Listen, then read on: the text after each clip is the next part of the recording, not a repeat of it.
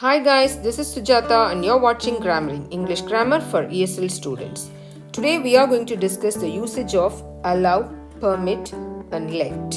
Allow, permit and let are verbs that have similar meaning. Give permission or make it possible for somebody to do or have something. Permit is more formal than allow. Allow is more formal than let. Look at this example. The school management decided to permit the students to use the library on holidays. I will allow you to enter the house. This sentence is more formal. So, we have used the verb permit. But here, we have used allow in an informal situation. And the last one, let. Let me show you how to open the parcel. It's a bit tricky.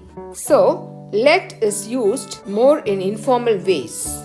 Look at this example. My leg injury will not permit me to play the game this weekend. We have used the verb permit here because this is a formal statement. I would not allow my child to have a television in her room. This sentence is spoken by a father. This statement is a bit informal situation. So we have used allow. Look at this sentence.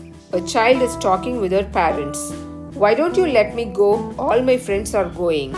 And here we have used let. This is used more informal way. So we have used let here. Hope you enjoyed this video. If you find this video informative, please like, share and subscribe. Thank you.